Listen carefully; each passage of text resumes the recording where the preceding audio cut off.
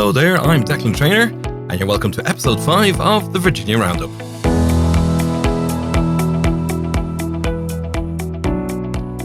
The Virginia Roundup is a monthly podcast aimed at promoting and highlighting charity and community events in and around the Virginia area of County Cavan and highlighting any upcoming events in the town. You can get in touch with us by emailing thevirginiaroundup@gmail.com, and you'll also find us on Facebook at The Virginia Roundup. And if you'd like to leave us a voice note, you can do that via www.speakpipe.com/The Virginia Roundup. And coming up on this month's episode, we'll be talking to a local couple who started giving dance lessons in and around the Virginia area. Also, Gary Brazil will be here with Age Defy Fitness, and we have our 2-minute reset as well. But before we begin, I just want to mention that we are planning a mini episode of the Virginia Roundup, which will be available from the first week in December. And the purpose of that will be to promote any upcoming Christmas fairs taking place not only in and around Virginia, but also across Cavan and in surrounding counties as well. So if you're involved in an upcoming Christmas fair and you'd like it promoted free of charge here on the Virginia Roundup Special Edition, you can email details along with your contact details to thevirginiaroundup@gmail.com, or if you'd like to leave us a voice note, you can do so at www.speakpipe.com/The Virginia Roundup. You never know, you might hear yourself on that episode of the Virginia Roundup, which we're hoping to air in early December.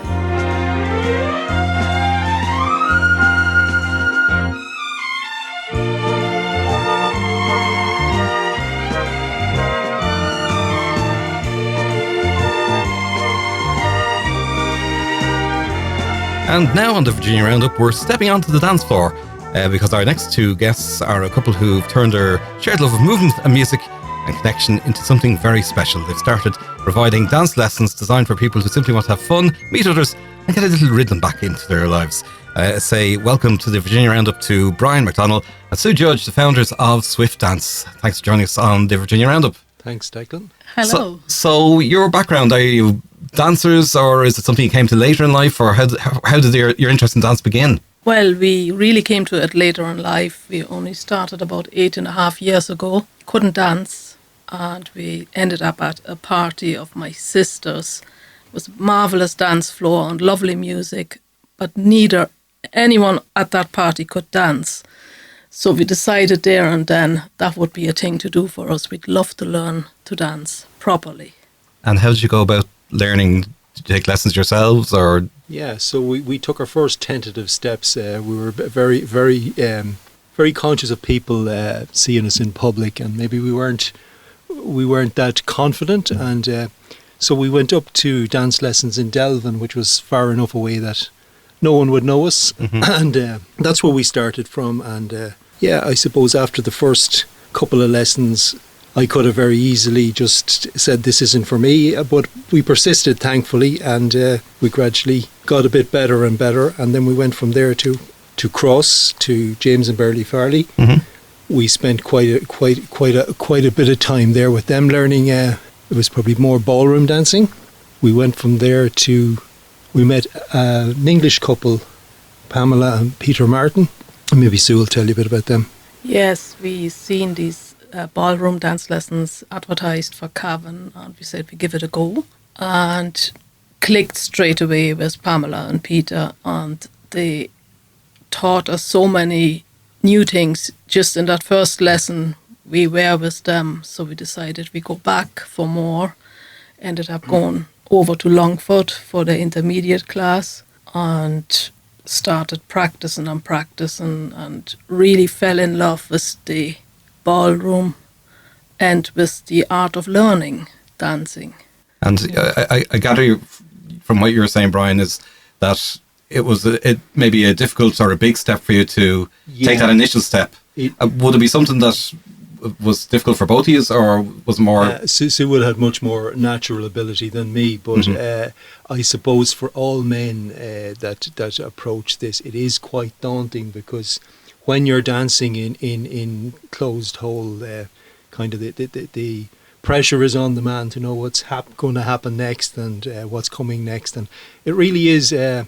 At the beginning, it can be quite challenging for men to take that step. But I can say, if I got through it, I think anybody could, because I really started from zero. Yeah. And from that, then you've grown into Swift Dance. How did that come about? Yeah, okay. So Pamela and Peter Martin, when we go into the lessons to them for a while, we found out that Pamela trained dance teachers and put them forward for their exams. Mm-hmm. So that's part of the NATD, which is the National Association of Teachers of Dance, which is a UK-based association. And so we started doing the first couple of modules in ballroom. I suppose COVID kind of hit then, and we spent COVID kind of trying to learn this at home, and we were submitting videos of little dance figures Mm-hmm. and getting them marked and corrections made to what we were doing. And so we spent COVID really refining our learning, and we came out of COVID, and in May 2023 we done our first 4 ballroom exam in Dublin, and we got through that. Then after that, Sue, what? Well, we started straight into our Latin learning Yeah. of the Latin dances. So the ballroom was the tango, quick step, slow waltz, and foxtrot. Yeah, it was all a labor of love, trying to learn all these, trying to break them all down, and getting ready to actually teach them to someone else. Yeah. And then straight after those exams, we started into our Latin, which is which ones did we start? Cha-cha, rumba, and the samba. And then we finished up in May this year with the Paso Doble and Ballroom Jive. Mm-hmm. So that was us fully through the exams, and it was an enjoyable but quite daunting process. Yeah. Yeah. And then onto teaching others. How did that come about? It was just a natural progression. So when we were in the process of doing our first 4 ballroom exams, Pamela and Peter were giving lessons in Wilkinstown, and we went along there for nearly 2 years with them. We accompanied them to the lessons and we helped them out, and so we got a great grounding there in how to approach a class, how to give a class, and how to really build confidence in people. And we hope that well, definitely a lot of that rubbed off on us. Yeah. And we also became better dancers in the process, much better dancers, because we knew the dances down to a T, where every foot should go, when you're going up on your balls, when you're stepping down on your heels. So I suppose people started noticing and started asking us, when are you starting to give lessons? When you're starting to give lessons? Every week you would hear it at a dance, and eventually we had to give in. And was it every intention when you were starting to dance that you'd turn out to be dance teachers, or that you'd teach dance? No, it was never our intention to end up as dance teachers. We just started learning, and it just became our passion. The whole dance scene, everything became our passion about it, and then we just kept on going with the dance teacher training, and everything fell into place. We absolutely love it. Yeah, and I suppose as Brian said, when people saw you dancing, they wanted to know when you're going to start teaching, because and I know I've seen you both dance before, and your movement is absolutely wonderful of it. Yeah. Thanks very much. There's another thing about it. Whenever you go to a dance or so, and you go in sad or full with the worries of the day, you always come out happy. It's just a great reliever of stress. It's like meditation, because while you're actually dancing, you can't think of anything else other than the next step that you're going to take. So you leave all your problems to the edge to dance for. Fantastic. Exactly. Yeah.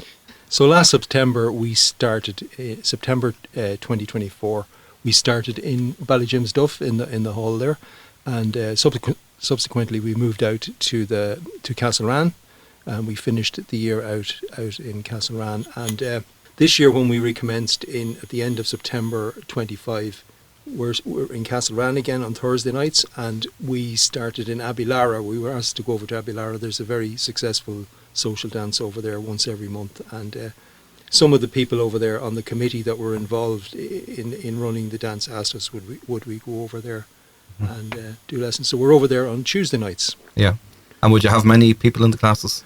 Yeah, well, it varies. People can drop in and out. We generally teach the same dance for 3 weeks, and we'll kind of split the class into 2, because take a full class at one dance is a lot for anybody to take in, and the brain starts to get a bit muddled after about 20-25 minutes at the one thing. So it's as well to switch it up a bit then for the second half of the class, and we generally start something else. But every 3 weeks we're starting something new. Yeah. So anybody can drop in and out and they'll never be coming in at a level where they're lost. Yeah, exactly. Yeah. And what kind of people tend to come along? Would it be couples, a mix of people, retirees?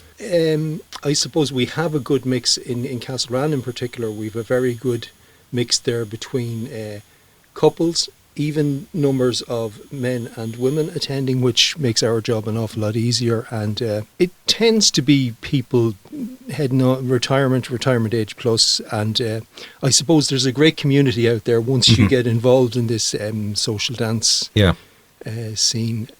There's dances all around the area, like there's Cross, there's a dance in Ballina every month. Stradone.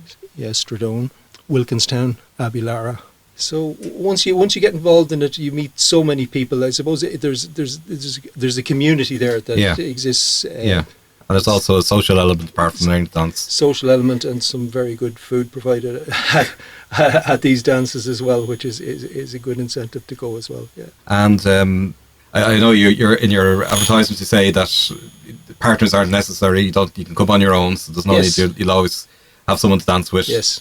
Have you had those friendships blossoming, or through that people who've maybe, or even I suppose, would you have seen people that have come along and see a change in them, that maybe they come along not so confident, and after a while the confidence builds? Definitely, and they don't even see it happening with themselves. Yeah. It's a gradual process, but over a couple of weeks you can see the confidence levels rising in people, and the ability it's all just it comes together, and it's great to see. That's probably the most enjoyable part of it's a great feeling when you suddenly see a class moving in the right direction. It's just lovely. Yeah. To see everyone there and just smiling and enjoying themselves. It's good. For somebody who might be nervous or might feel they have 2 left feet, how can you make them feel comfortable, or what advice can you offer them? We started off as 2 left feet, so we start with the absolute basics, and we build it up. So there's nobody throwing in at the deep end. What we show is it's very easy to follow. We repeat it till it's embedded, and then move on to the next part. And it's a gradual building process, and that's what I say. Over weeks, people, without even being aware of it themselves, are improving. Yeah. And look, we went on the same journey ourselves. We have videos there that were taken of us when we were learning to dance first, and they're absolutely horrendous to look back on now. But we can trace the improvement. And I suppose that's how you trace it, because looking back at the first stages of it, and now look where you are now. I suppose it's only when you look back you realise how much you've progressed. Exactly. And what styles of dance do you most think is what you've discussed there? Well, we do like at the moment we're teaching the slow waltz, and we also started with the rock and roll jive in both our places, and everyone really seems to enjoy that. Most people do want to learn the proper slow waltz. Yeah, we always hear that. And rock and roll jive is something different again to the normal jive, the Irish jive. Yeah.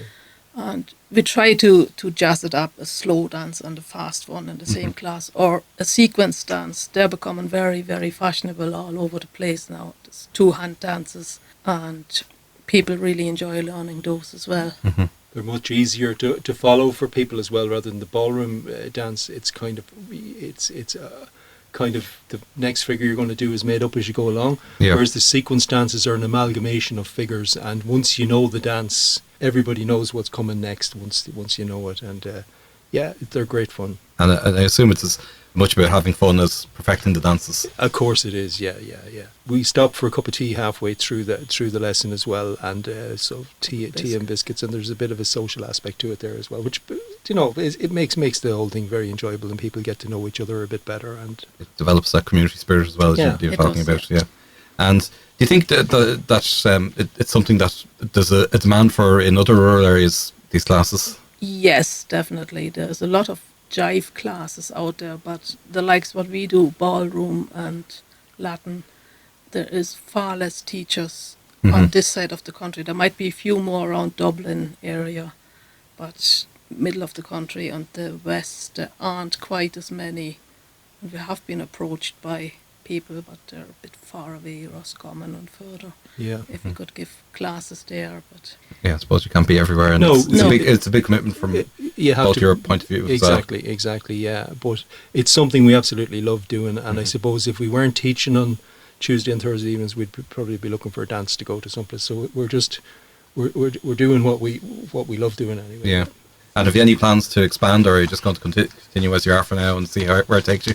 Well, I suppose no, we're quite happy with the level we're at the moment. And I suppose if anybody is interested in learning to dance, they can contact us, and we'd be happy. We'd be happy to talk to anybody and tell them what we do. And we're in, as you said, we're in Castleran on Thursday nights and Abilara Tuesday nights. Yeah, that's Abilara Parish Centre. That's the year code is N39FP77. That's from 8 to 9:30. That's correct. Yes. And then Castleran, it's A82Y42 is the year code, and that's 8:45 to 10:15 on Thursdays. That's correct. Yeah, and if you want to contact you, WhatsApp I think is the best WhatsApp, way. Yeah, or find us on Facebook under Swift Dance. Yeah, and your WhatsApp number is 087 414 9878. That's correct. Yeah. Very good. And I suppose as well, an important other aspect of learning to dance is that it's, I'm sure, helps with your fitness. Yeah, definitely. I suppose that when you get to a certain age, the kind of the battle against the constant calorie battle is there. And yeah, I suppose like an hour of dancing burns off 400 to 500 calories. So, look at it. It's definitely It won't do you any harm. Won't do you any harm. Yeah. That's right. And It's good for your posture. And good for your back. posture. Mm-hmm. Yeah, I suppose that's another thing there, Declan. Maybe just to mention, I had a lot of back trouble, I suppose, before we took this up, and I suppose I'm nearly 4 years free of any issues now at the moment. So, yeah, I would put it down to the dance. That's contributed towards the improvement. Yeah. Okay, so as we say, you meet on Tuesdays in Abilara Parish Centre between 8 and 9:30, and Castleran Community Centre on Thursdays between 9:15 and 10:15. If anyone wants to make contact with you, your WhatsApp number is 087 414 9878, or they'll find you on Facebook, Swift Dance. So, Brian McDonnell and Sue Judge from the Swift Dance, thanks for joining us here on the Virginia Roundup. Thanks, Declan. Thank you very much. You can listen to all of the previous episodes of the Virginia Roundup wherever you get your podcasts, including Apple Podcasts, Spotify, Amazon Audible, and at thevirginiaroundup.podbean.com. And many thanks to Sue and Brian for popping into us here on the Virginia Roundup. And don't forget, if you have an upcoming Christmas fair which you'd like promoted on our special upcoming mini podcast in early December, you can email the details to thevirginiaroundup@gmail.com or leave a voice note at www.speakpipe.com/the Virginia Roundup with details of the event in question. And we'll promote it free of charge on the upcoming special edition of the Virginia Roundup in early December. And right now it's back to this edition of the Virginia Roundup and time for Age Defy Fitness with Gary Brazil, which this month is entitled Weekends, Baileys and Bad Decisions. Hello, and welcome to another piece of fitness wisdom from me, Gary Brazil of Age Defy Fitness. I'm a personal trainer in SG Elite Gym in Cross. I also run a number of fitness classes in the area and coach people online. Today we're talking about the thing that is holding more people back than bad knees, low testosterone and the I'll start in January mantra combined, and it's the weekend. Especially this time of year. Christmas parties, staff nights out, Secret Santa, that we'll just go for one that turns into karaoke. December's a great month, but it's also where fat loss goes to die. Now, before anyone switches off, this is not me telling you not to have a good time. I like my nights out and meeting up with friends and family. Despite what you might think, I don't spend 24/7 in the gym or survive on water and spinach. And I'm doing this episode because some of my clients are the exact same. They're great from Monday to Friday, but then the weekend turns into a human Hoover. So let's sort that out. Here's the thing most people don't realise. You can be perfect 5 days a week. But if 2 days you go way over, your weekly average kills your progress. Fat loss is weekly. It's not daily. So this would be a common enough scenario with some people who have come to me for coaching. So they're doing great Monday to Friday. And then they'll come back to me on the Monday and they'll go, Gary, I was so good all week and the scale still went up. And that's when we talk about it. Because Friday might have been the staff party or a night out. Saturday was shopping and some lunch. And then Sunday was, I'm just too tired, so I just ordered food in. Now, that's not a metabolism problem. That's not I'm over 40, so I can't lose weight problem. That's a weekend problem. And coming into December and all the Christmas parties and nights out makes it worse because now it's not just one event. It's probably 3, 4, 5. Work night out. Maybe going to a club with friends. A friend night out. Cousins coming over from England. 400 tins of roses around the house for visitors. And nobody visits, so you end up eating them all. So what you need is not a stricter Monday. You need a smarter weekend. Now, these are some of the real issues that some of my clients would have had over the years when they come to me. They'll say things like, I don't want to be the boring one at the party, or I was starving, so I ate everything at the party or at the night out. I said I'd only have 2 drinks, turned into 5. Or we ended up back at the house and there was food everywhere. Sure, it's Christmas. I did great all week, I deserved a treat. Or another one, especially in Ireland, I was hungover, so the whole weekend was gone. And my favourite one, I didn't want to be rude, so I ate it. Listen, no one's offended if you don't eat the 5th sausage roll. A lot of people aren't overeating because they're bold. They're overeating because they don't come in with a plan. So why don't we fix that? So, number 1, anchor your day. So if you're going out later on that night for a meal or whatever, don't starve yourself during the day. Because that's how you end up eating every bit of food on the plate and probably your partner's food and your friend's food as well. If you're going out that night, what you do is have a good breakfast, have a proper protein-based lunch, and then maybe a little light snack before you go out. Because protein keeps you full and stops you attacking the vol au vents like a seagull. I tell clients, arrive at the party steady, not starving, because you'll make better choices when you're not ravenous. Now, number 2, pick your luxury for the night out. So let's use the going out for a meal scenario again. So you can have everything, or anything rather, but not everything. So say you want a few drinks, grand. You want a dessert, grand.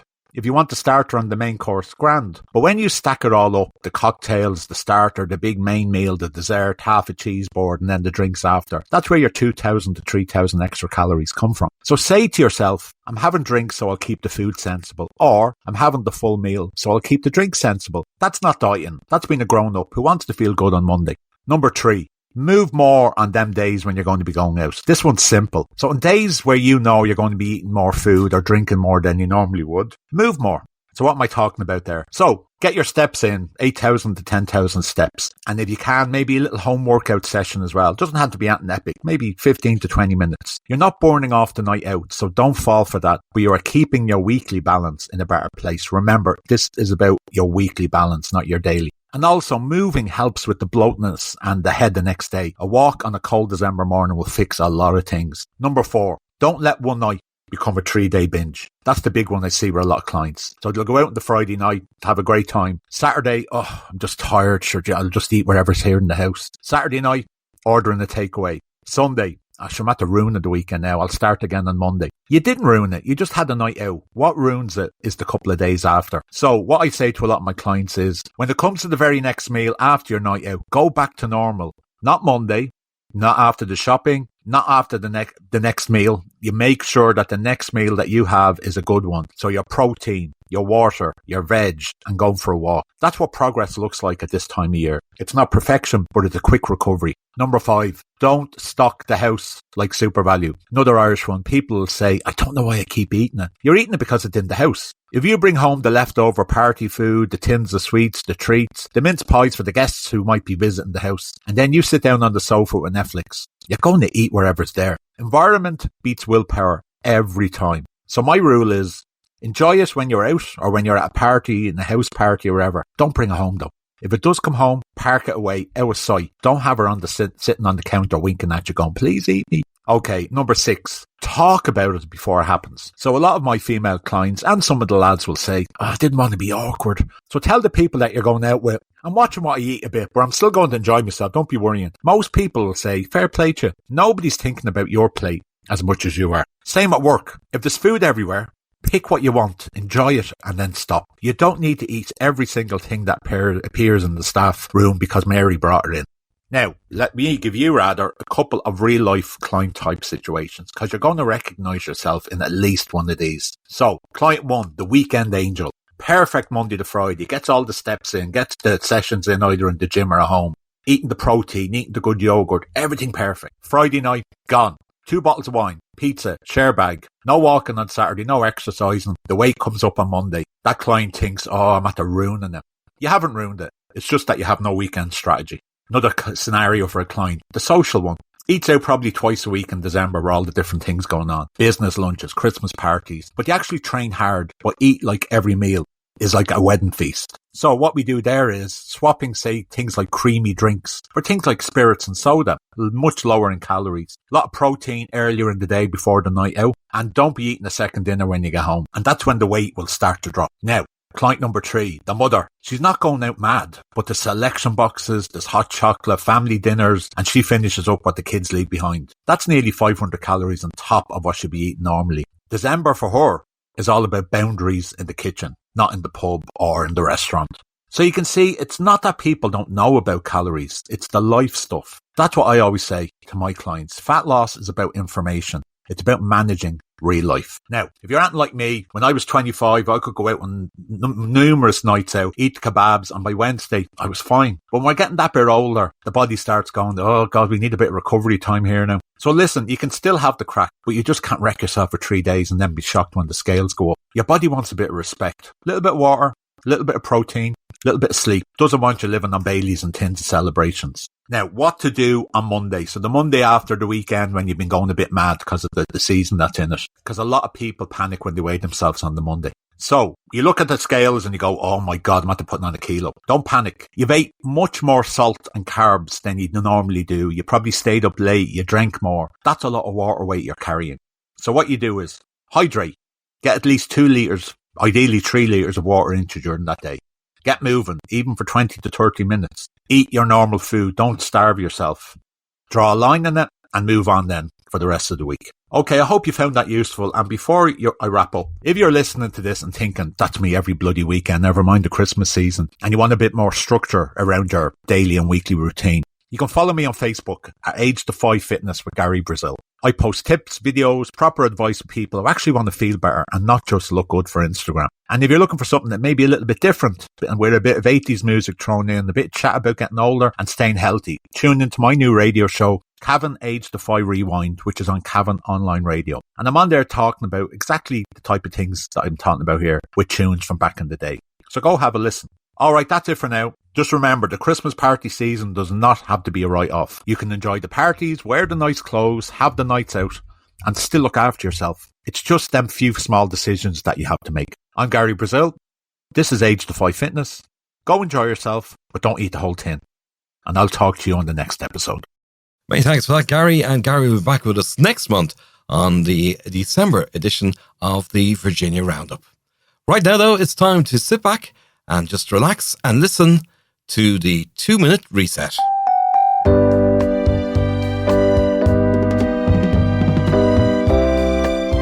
The 2-minute reset on the Virginia Roundup.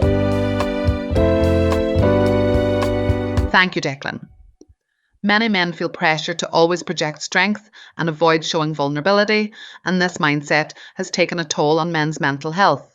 Historically, women have been more likely to both seek therapy and pursue careers in mental health care, leaving a noticeable gap in male participation.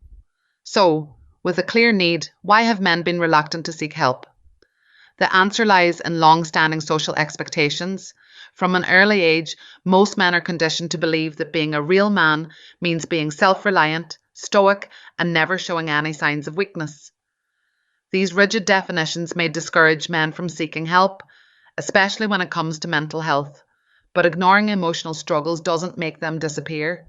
It only causes them to worsen. Fortunately, the perception of psychotherapy has changed dramatically in recent years. Many now openly acknowledge the benefits of seeing a therapist, and society's broader acceptance of diverse gender expressions has helped many men feel more comfortable with breaking free from old restrictive definitions of masculinity. Men are also finding strength in sharing their experiences, discovering they are not alone and feeling misaligned with traditional manhood. When no one's watching, based in Ballyjamestuff, is just one local group where men can exercise together, have a coffee and a chat, and share anything that is on their mind, should they want to do so. Movember isn't just about raising awareness for physical male health issues. It is also a call for men to prioritise their mental well-being. You are someone's special person, so speak to yourself with the same kindness and care that you would offer to those you love. I'm Michelle, and I'll be back with another 2-minute reset next month on the Virginia Roundup. The Virginia Roundup. Don't forget, if you want to get in touch with us, our email address is thevirginiaroundup@gmail.com, and you can also contact us through our Facebook page, which is at the Virginia Roundup. But right now, it's time to find out what's happening in the local community on the community notice board.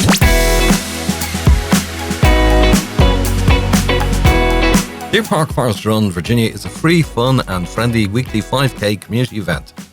Walk, jog, run, volunteer or spectate, it's up to you. Meet every Saturday at 9:30am at Deer Park Forest Park entrance beside Virginia Rugby Club off the R194, air code A82YV02. It's free, but please register before you first come along, and don't forget to bring a scannable copy of your barcode. It is entirely organised by volunteers, and you can email deerparkforest@parkrun.com if you'd like to help.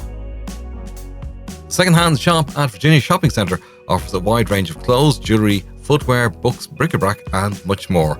And by shopping at the second-hand shop, you'll also be supporting So Sad Cavan. Teaching with AI for all ages and abilities is a course where you can learn how to incorporate AI technology into teaching methods for students of all ages and abilities with Spectrum Research Centre. It takes place on Wednesday the 19th of November from 10:30am to 12:30pm at Johnstown Central Library in Cavan. It's aimed at educators, youth workers, trainers, tutors, teaching assistants and anyone curious about AI in education. Join us for a hands-on session where educators of all levels would explore how AI tools like Magic, School AI and ChatGPT can transform teaching and employability skills. Learn to design age-appropriate, inclusive activities, adapt resources for any learner and leave with at least one ready-to-use AI-powered activity. Register now on Eventbrite or the link on our Facebook page, which is Spectrum Research Centre. When No One's Watching is a global community over 4,500 members founded by David Eccles and Ty Kennelly. It aims to empower men to feel confident and comfortable in their own skin. The Cavan branch meets every Wednesday morning at 6am at BC Fitness Ballyjamestuff, air code A82EP-R8, for gentle exercise followed by tea and coffee and meaningful conversation at Skelly's Mace in Ballyjamestuff.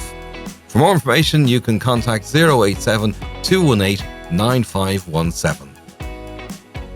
Ballyjamestuff Empathy and Mindfulness Beam, shining a light on hope and healing, is a support group for those affected by suicide. They meet on the first Wednesday of the month at 8pm at St. Joseph's Hall in Ballyjamestuff. All is welcome, and for more information contact Gabriel on 087 218 9517. And if you have an upcoming event or you're involved in a sporting or community organisation which you'd like to publicise here on the Virginia Roundup, you can advertise it free of charge by sending details to us at thevirginiaroundup@gmail.com, or you can send us a message on Facebook at the Virginia Roundup. And just to remind you once again that we are planning a special mini edition of the Virginia Roundup in early December to promote any Christmas fairs or craft fairs taking place across Cavan and surrounding counties in the month of December. So if you're involved with any upcoming Christmas fairs and you'd like to promote it free of charge on our special edition of the Virginia Roundup, please email details along with your details to thevirginiaroundup@gmail.com, or better still, send us a voice note and we might use it on the podcast. It is www.speakpipe.com/the Virginia Roundup. You just press the big record button and record your message. Well, that is it from us here on the Virginia Roundup for this month. Thank you for joining us. Thanks to all our guests. Do like, share and spread the word about the Virginia Roundup, and we will talk to you on the 15th of December for our Christmas edition of the Virginia Roundup. Until then, this is Declan Trainer saying goodbye for now.